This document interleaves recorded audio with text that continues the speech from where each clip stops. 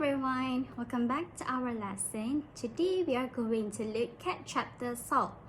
For those who do not know, salt is an ionic compound formed when hydrogen ion in an acid is replaced by a metal ion or ammonium ion. Let's take a look at the physical properties of salt. Salt has a flat surface, straight side and sharp vertices. Salt has a specific geometry shape, and salt also has fixed angle between two adjacent surfaces. Different crystals have a different geometrical shape, and same crystal of different size still have the same geometrical shape. Next, you also need to know that not all salts are soluble in water. Some salt dissolve in water while some are insoluble in water. Now, let's take a look at the solubility of salt. All sodium, potassium, ammonium, and nitrate salt is all soluble in water. And for chloride salt, it is all soluble in water except for mercury chloride, silver chloride, and lead chloride. For sulfate salt, it is all soluble except for barium sulfate, calcium sulfate, and lead sulfate. And for carbonate salt, it is all soluble in water except for sodium carbonate, potassium carbonate, and ammonium carbonate. Okay, let's go out of topic for a while. Do you guys know what is the most famous fast food in the world?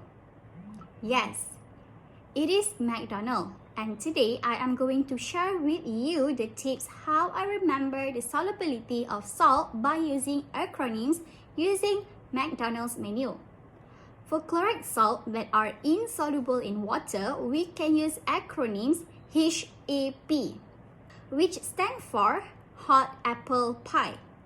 And for sulfate salt, which are not insoluble in water, we can use acronyms BCP, which stand for blueberry cheese pie. And for the last acronyms, it is not related to McDonald's menu, but for carbonate salt that are insoluble in water, we can use SPA, where we pronounce it as SPA, where S stands for sodium, P stands for potassium, and A for ammonium. It's very easy to remember, right, by using this acronym? Hope you guys can use the tips I gave to memorize all of the insoluble salt. Now, let's moving on to the preparation of salt. Preparation of salt can be divided into three methods. Two methods to prepare soluble salt and one method to prepare insoluble salt.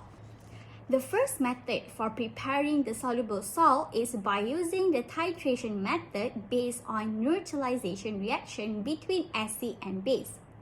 This method can only be used to prepare soluble salts such as sodium, potassium, and ammonium.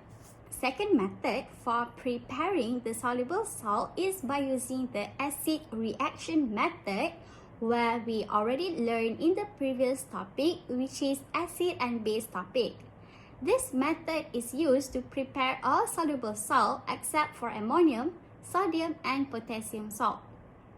This method can be prepared by reacting dilute acid with metal, base, or metal carbonates by adding the solid until excess so that all of the acid is completely reacted. And for the last method, where we use to prepare insoluble salt, is known as double decomposition reaction, because two different aqueous solutions mutually exchange their ions to form two new compounds, which is insoluble salt in the form of precipitate and a soluble salt. Next, the identifier of a salt can be determined by carrying out a series of observations and experiments. Analyzing the color and the solubility in water are initial steps towards identifying the type of salt. These steps allows inference to be made about the type of cation and anion present in the salt. The cation and anion present in a salt can be predicted by analyzing the solubility of the salt in water. And now we are going to discuss about the confirmatory test for anions. The presence of anion in aqueous solution can be confirmed by carrying out simple chemical tests. The anion required are carbonate ion, chloride ion, sulfate ion, and nitrate ion. For carbonate ion, we need to add dilute acids such as nitric acid, sulfuric acid, or hydrochloric acid into a test tube containing an aqueous carbonate solution, and the gas produced from the reaction will turn the lime water cloudy. While for chloride ion, we need to add dilute nitric acid and silver nitrate into the test tube containing a chloride solution. This reaction will result in a white precipitate form, which is silver chloride. For anion test of sulfate ion, we need to add hydrochloric acid and barium chloride into a test tube containing an aqueous sulfate solution. This reaction will result in a white precipitate form, which is barium chloride. And for the last anion test is for nitrate ion. For nitrate ion test, we need to add dilute and a concentrated sulfuric acid together with iron 2 sulfate. From this reaction, a brown ring will be formed. And for this anion test, I have prepared an easy way for you to memorize where we can use an acronyms. For the carbonate ion test, we can use CAD, which C stands for carbonate ion, AD stands for any dilute acid that needs to be added for this test. And for chloride test, we can use acronym CAN, where we pronounce as CAN. And C stands for chloride ion, AN stands for silver nitrate, which is AgNO3. And again, we can use the last letter, which is N, and N stands for nitric acid. And for sulfate ion test, we can use SBC, where S stands for sulfate ion, BC stands for barium chloride, and again we use the last letter, which is C, and C stands for hydrochloric acid. Lastly, for nitrate ion test, we can use acronym NISS, where N stands for nitrate ion, IS stands for iron 2 sulfate, and again use the last letter, double S for this case, and double S stands for dilute sulfuric acid and concentrated sulfuric acid.